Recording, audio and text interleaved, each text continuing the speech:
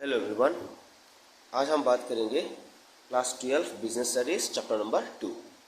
Chapter number 2 में first topic होता है meaning and importance of management principles. Management principles का मतलब क्या है? मैनेजमेंट प्रिंसिपल्स वो प्रिंसिपल्स होता है जो भी manager whenever a manager is taking a decision based on reality and experimental studies. ठीक है, उस उनका जो ऑब्जर्वेशन होगा उस ऑब्जर्वेशन को हम लोग वो बेस हो किसमें? रियलिटी बेस होगा, वो तुक्काबाजी नहीं हो सकता है।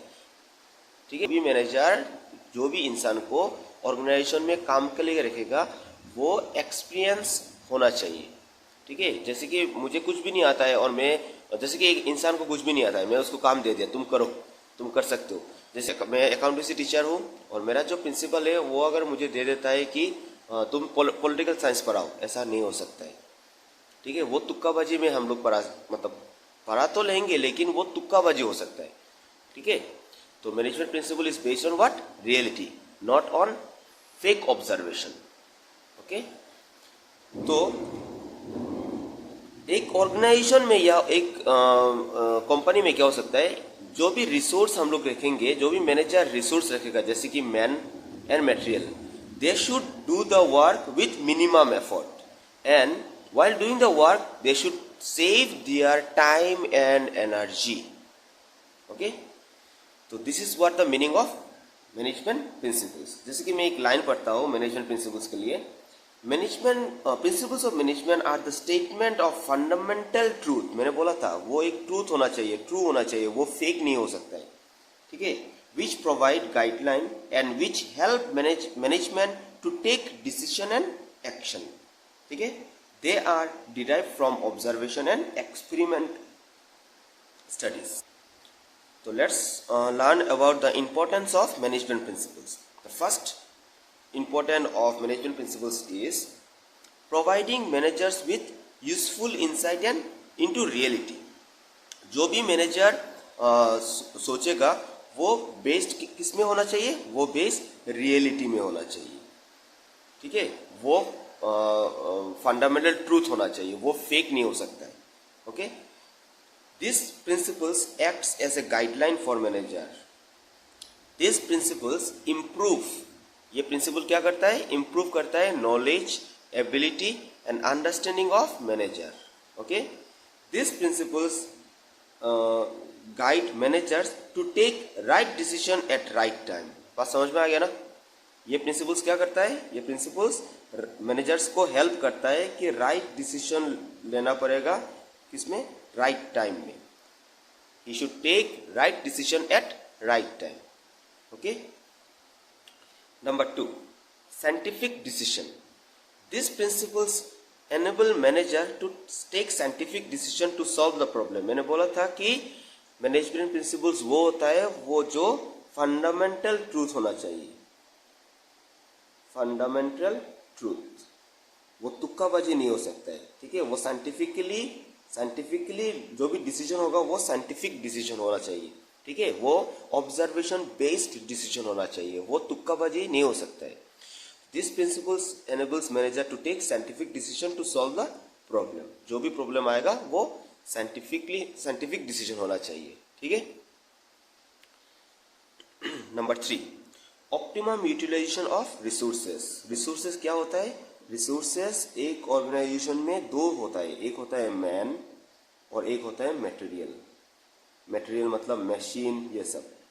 ठीक है, तो ये जो रिसोर्स है, इन रिसोर्स को मतलब मैन और मटेरियल को अच्छी तरह से यूटिलाइज करना पड़ेगा। कोई भी ऑर्गेनाइजेशन में मैनेजर ये दोनों को क्या करेंगे? अच्छी तरह से यूटिलाइज करेंगे। ठीक है, अगर यूटिलाइज नहीं हो रहा है दैट मीन्स वो मैनेजमेंट प्रिंसिपल्स में नहीं आता है। क्लियर? तो this principles insist on planned activity. ये जो रिसोर्स को जब हम लोग काम में लगाएंगे वो प्लान्ड एक्टिविटीज होना चाहिए। ठीक है, मैं कल इन दोनों को काम में लगाऊंगा, मैन एंड मटेरियल को। अगर मैं आज प्लान नहीं करूंगा तो फ्यूचर में उन लोगों को काम में लगाऊंगा कैसा और कहाँ पे लगाऊंगा? जैसे कि ये साइंटिफिक डिसीजन नहीं होगा और ये राइट डिसीजन नहीं होगा राइट टाइम में, क्योंकि इस दोनों रिसोर्स को राइट टाइम में काम में लगाने के लिए क्या होना चाहिए? रिसोर्स को यूटिलाइज करना पड़ेगा, ऑप्टिमम यूटिलाइज करना पड़ेगा।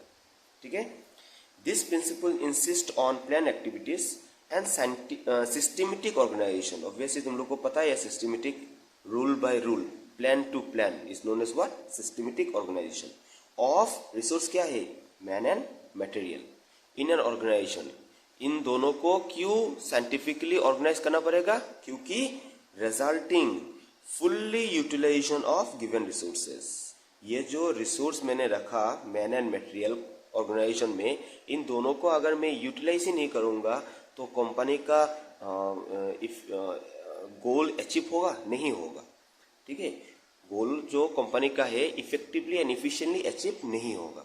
तो इन दो रिसोर्स को हम लोग क्या करेंगे, मैनेजर्स एक ऑर्गेनाइजेशन में अच्छी तरह से उन लोगों को यूटिलाइज करेंगे। क्यों यूटिलाइज करेंगे, क्योंकि fully utilisation of given resources इसलिए होगा क्योंकि इन रिसोर्स को अगर मैं यूटिलाइज नहीं करूंगा तो कंपनी का जो गोल है वो अचीव नहीं होगा। ठीक है, इसका जस्ट मैंने एक यहाँ पर एक कोटेशन देखा, टास्क शुड बी डन, ये जो रिसोर्स है man and material, task should be done with minimum effort and energy and additional work can be done with the saved energy. जो काम मैन एंड मटेरियल करेंगे वो अगर minimum effort में हो गया तो जो भी एनर्जी सेव होगा वो दूसरा काम में हम लोग, मतलब मैनेजर उन रिसोर्स को दूसरे काम में लगा सकते हैं। ठीक है, एडिशनल वर्क अगर सेव होगा, एनर्जी एंड टाइम अगर सेव होगा तो क्या होगा, additional work can be done with the saved energy. जो एनर्जी सेव्ड होता है वो दूसरे काम में हम लोग यूज कर पाएंगे। ओके,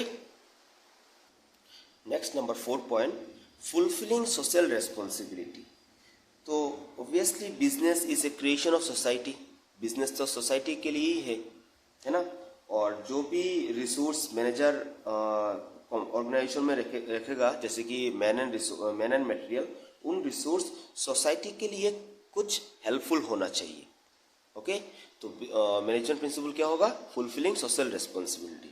इसका पॉइंट ऐसा हो सकता है कि ये बिजनेस, मैंने बोला था बिजनेस क्या होगा, सोसाइटी के लिए एक क्रिएशन होगा। तो business is A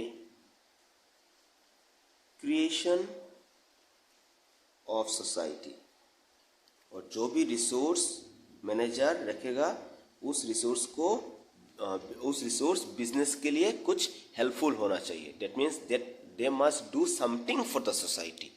okay, business must do something for the society. A business is a creation of society and make use of resources of society so it must do something for society। Okay, management principles क्या होता है, management principles guides करता है किसको, managers को। Management principles guide the manager. क्यों guide करेगा, to perform. Okay, क्या परफॉर्म करेगा, ऑब्वियसली सोशल रेस्पॉन्सिबिलिटी के बारे में बात कर रहे हैं तो ऑब्वियसली परफॉर्म करेगा क्या, सोशल रेस्पॉन्सिबिलिटी। तो management principles guide the manager to perform their social responsibility.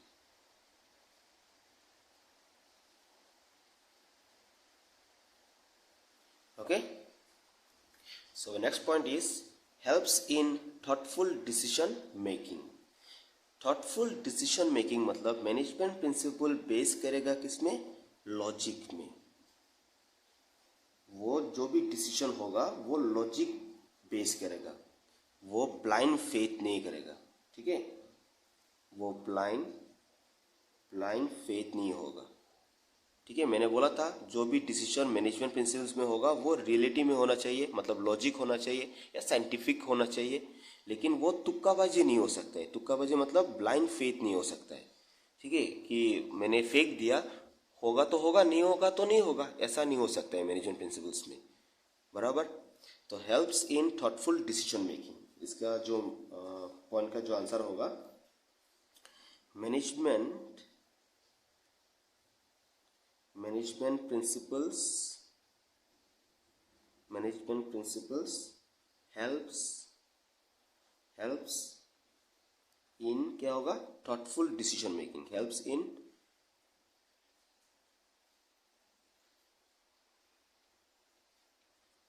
thoughtful decision making। इसका मतलब क्या है? इसका मतलब है कि वो लॉजिक होना पड़ेगा, वो ब्लाइंड फेथ नहीं हो सकते, तुक्काबाजी नहीं होगा। ओके, तो हम लोग लिख सकते हैं कि दे एम्फेसाइज किस में होगा? लॉजिक में होगा। They emphasise logic rather than blind faith। Okay, तो ये लॉजिक क्यों होगा? मैनेजमेंट प्रिंसिपल लॉजिक में क्यों होना चाहिए, ब्लाइंड फेथ में क्यों नहीं? क्योंकि वो अगर लॉजिक में होगा तो इन फ्यूचर में कोई भी वाइस नहीं होगा। वाइस मतलब प्रॉब्लम नहीं होगा, ठीक है। लॉजिक में होने से प्रॉब्लम नहीं होगा। अगर मैं ब्लाइंड फेथ में अगर डिसीजन लूंगा तो इन फ्यूचर में प्रॉब्लम भी आ सकता है, ठीक है। तो हम लोग ये भी लिख सकते हैं यहाँ पर कि management decision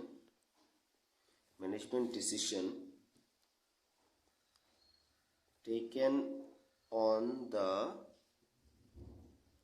basis of principles are free from, कहाँ से फ्री होगा? फ्री फ्रॉम बाइस, प्रॉब्लम से फ्री होगा। अगर मैं लॉजिक में लूंगा तो प्रॉब्लम से फ्री रहेगा। Free from vice and prejudice.